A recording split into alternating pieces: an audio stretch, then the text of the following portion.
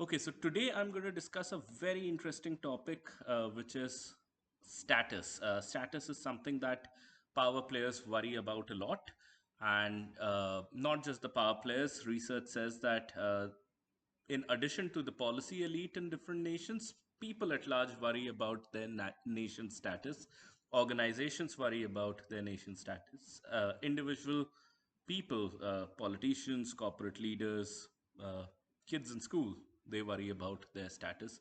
So today I'm going to talk about what does status really mean and what is its linkages with power. They're two different but interrelated concepts, and I'll discuss about them. In doing this, I'm going to use three papers, three very interesting papers. One is Who Gets Power and How They Hold On to It, a strategic contingency model of power. This is by Gerald R. Salancic and Jeffrey Pfeffer. Jeffrey Pfeffer is a person that I really look up to. We'll deep dive into this paper and Jeffrey Pfeffer's work in another dedicated video. He's a Stanford professor. I've had the pleasure of meeting him, one of the foremost researchers on organizational and political power. The second paper we're going to discuss is going to be How Do the Powerful Attain Status? Interesting question. And the Roots of Legitimate Power Inequality. This is by a whole group of researchers from Berkeley, Boston, etc. Rob Willer, Reef Younggreen, Lisa Troyer, and Michael J. Lovaglia. And the third, which is actually my, one of my most favorite papers, this is Status, Deficit, and War by Jonathan Renshon. So, okay, with this, let's deep dive into what is status and what is power. Now, power is very simply the ability to get things done. Okay. Status, on the other hand, is a relative rank in a group hierarchy. Okay. Uh, we'll delve a little bit more into status because it also has a special feature. It is not just a relative rank in group hierarchy, it is a second order belief. What is a second order belief? So there are zero order beliefs. A zero order belief is a belief about objective reality. So, for example, how many nuclear weapons or nuclear warheads does a nation have? CIPRI publishes these reports, or any particular objective reality about how much military capability, what is the GDP, what is the Human Development Index. Uh, these are zero order beliefs. Okay, first order beliefs are beliefs held by one actor about another actor's attributes. Okay, so A's belief if B will use nuclear power if B is in a crisis. Okay, so if as America, I believe Russia will use nuclear power if it is in a crisis, that's a first order belief. Okay, status is about second order beliefs. What is a second order belief? That is a belief about beliefs of other actors. Okay, so it's a networked concept. So status resides here. So if I believe that others believe that a particular nation or a particular person has some quality which is desirable, then I give power to that particular person. So it is not just my belief, it is my belief about other person's belief about this person's quality. Okay, so status is essentially the second order belief system. Now, people, of course, worry a lot about status. And why do they worry a lot about status? Because status gives you the power to get things done, especially in situations where other ways of deciding who gets power or what action is to be done are not available. So these are especially chaotic conditions. Let me just deep dive a little bit into this before we get into our larger question of how should you use status, how do nations gain status, how do people lose status. Okay, so first we are talking about Jeffrey Pfeffer's and Salancic's paper, where they talk about critical contingency theory. So, in critical contingency theory, essentially what they are saying, and we'll cover their work later on in greater detail, but what's relevant to us is that they are saying that scarcity of a particular department or a particular role or a particular person's skills. the criticality of that role or the criticality of that person, and uncertainty about who will make decisions. These are the three drivers of power in any particular organization.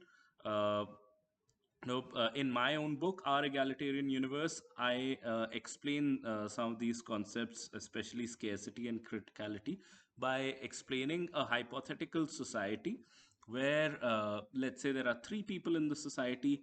One person, knows how to fish, another person knows how to set up a fire, and the third person knows how to cook. All three things are critical, and there is only one person, so the skill is scarce. Only one person knows each of the skills, so to fish, to build a fire, and to cook. And only one person, you know uh, since only one person is able to do it, and these skills are critical for survival, each of the person will have equal amount of power, and no person would be able to dominate the other. So typically, the more scarce the thing that you do, and the more critical it is, the more power you will have. The third aspect is of interest over here, which is uncertainty. When you are in a chaotic situation, as it happens in real life, where there is imperfect information on which skill is scarce or which skill is critical, and things are changing all the time. In that uncertainty, decision making comes down to one thing: who has more status. So typically, in traditional families, the senior most person then decides when you're in a situation of flux, or you're in a situation where things are changing so rapidly. Then typically, there is the senior most person who decides.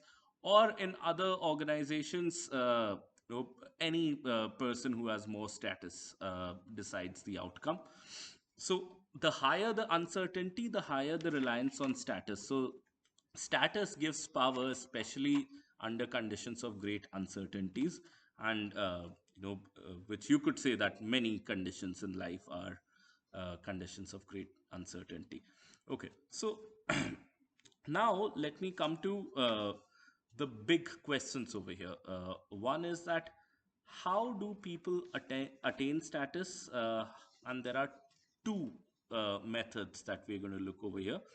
One is a method which is essentially benevolence, and another is a method which is essentially belligerence. The large question is that when does acting nice give you more status, and when does fighting gives you more status? And these are two different tools to be used in two very different specific contexts. Okay, so uh, first let's understand that when does benevolence accord more status to a particular person. And in that, we are going to refer to the paper How Do Powerful Attain Status.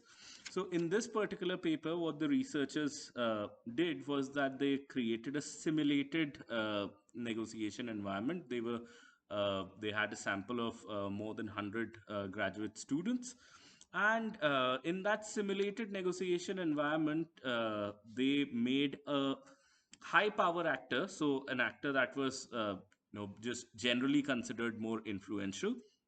And you take those surveys, and you typically get to know, in fact, Pfeffer, etc., they took surveys, and even without knowing what does influence mean, the top five people in a department were the same for everyone when they were asked to rank as per influence. So people just generally get what influence is.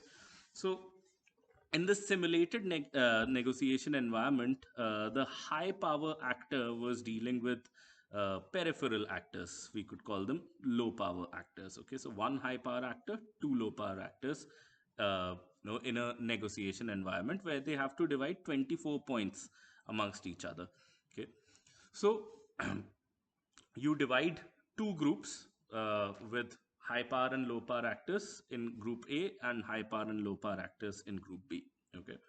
Now, in group A, the high power actor was asked to, you know, uh, operate in an extreme power condition. So, which means that the high power actor was asked to be aggressive in his or her negotiation. Actually, this was all females in this particular experiment. So high power actors, they essentially did this, that in dividing those 24 points, they kept 23 points for themselves and gave 1 point to the other. So let's say if there were $24, $23 the high power actor keeps for themselves and gives just $1 to the other. One is better than zero, so the other person has to accept that, okay, in order to maximize. Uh, so that's the extreme power condition. In group B, that was the moderate power condition. So, which means that the high power actor was sort of acting a little benevolent. So, out of $24, kept 14 for themselves and gave 10 to the other group. Okay. And then, the first phase of the activity was over. In the second phase, they were again, asked to do some other tasks together. And then people were asked to give influence scores to people in their group. And what was realized in this particular experiment was that actors, high power actors who were in the moderate power condition, which means high power actors who were benevolent, who divided the $24 in a way that they kept $14 to themselves and still gave $10 to the others, they were considered as more powerful. Okay, so their influence rankings went up immediately. On competence score, whether you were an extreme power actor, which means aggressive and selfish, or you were a benevolent actor, your competence score remained the same. Okay, but your overall influence score went up for the more benevolent actor. Okay. uh, Similarly, they did other experiments, and they asked people to rate other members of their group on performance and uh, contribution to bonus pool. So groups were brought together, and they were asked that the high power actor had some influence in giving a bonus to the others. Okay, bonus to other members in the group. And similarly, high power actors increase their status if they gave greater bonus to the others in the group. And high power actors did not gain much status if they did not give a greater bonus to the other group. So which means that again, competence scores remained the same, but influence scores for high power actors who were benevolent, they went up. So what is the lesson here? That if you are a high power actor, then the more benevolent you are, the more influence you would gain. Okay, that's our lesson number one. But there is a nuance to it, and that nuance comes when we look at the last paper that we want to discuss, which is Status Deficit and War, Jonathan Renshon. Uh, I would encourage everyone to read this paper. Fascinating. It has a bit of network theory and mathematics, but easy to follow. So now, in this particular paper, what Jonathan Renshon says is that nations operate under these status communities, and he is able to you know, gather how nations interact with each other, and how closely do some nations interact with other nations but not with some other nations. So for example, US would more closely interact with UK, Canada, etc. So high status nations would typically hang out more together, or the number of diplomatic visits would be higher between them. The number of pacts that they have with each other would be higher. And the idea is that you tend to interact a lot more within your status community. And then they also figured out network centrality by ascertaining that if you are sending a high level diplomat to another country, then that means that you are according greater status to that particular country. So those were evidences through which status hierarchies between nations were uh, found out. And some very interesting network maps which you will see on your screen from this particular paper. Now, what Jonathan Renshon is saying is that when a nation has a status deficit, a nation typically benefits by initiating uh, interstate violence, okay, or conflict or war. What is status deficit? Status deficit is a gap or a perceived gap between your own nation's desired status and actual status. And if there is a huge gap between that, then nations, not irrationally or out of just sheer emotion or frustration, but very rationally, initiate conflict. And you see that happening with Russia right now. And a lot of what's happening in the Russia-Ukraine war could be explained by Renshon's paper. So what Renshon essentially says is that typically, if you perceive that your status is lower, so which means that you perceive that other people think that your status in your particular community has gone down, then typically one way to improve your status is to initiate conflict. And what Renshon finds out is that conflict initiation in itself increases your status ranking by 1.4 ranks within a 5-year time period and 2.7 ranks within your status community over 10 years. So, this is irrespective of whether you win the conflict or you draw a stalemate in the conflict, and even sometimes when you lose the conflict. So the idea is that if a particular nation feels that its status has gone down just by initiating a conflict, its status goes up over time. Okay. However, winning conflicts increases your status quite tremendously by 6 ranks, according to Renshon. And you know a stalemate is also pretty good, if especially a stalemate, according to Renshon's quantitative and qualitative research of a lot of these status struggles between nations, or a lot of these initiations of conflicts between these nations.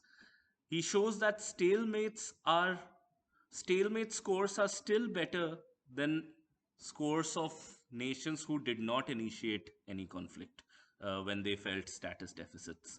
So, uh, and also what he says is that a stalemate with a superior opponent gave an equal status rank improvement as winning over an inferior opponent. So, winning over somebody who's weaker than you gives you the same amount of status benefit as drawing a stalemate with an opponent who was stronger than you. And indeed, there are times where initiating conflicts, and if you lose quite terribly, that could bring down your status. But typically, the research says that just conflict initiation, irrespective of the outcome, does increase the status of a particular nation in their own status community. So, these are some interesting findings. And how do we summarize this? How do we make sense of this? The way to do this is that the lesson is that if you're higher status, and this could apply, I feel, to not just nations but to individuals as well, that if you are high status and if there is no real gap between your perceived status and the status that is accorded to you, so you're satisfied with your status position, then taking up a benevolent strategy is better for your status enhancement.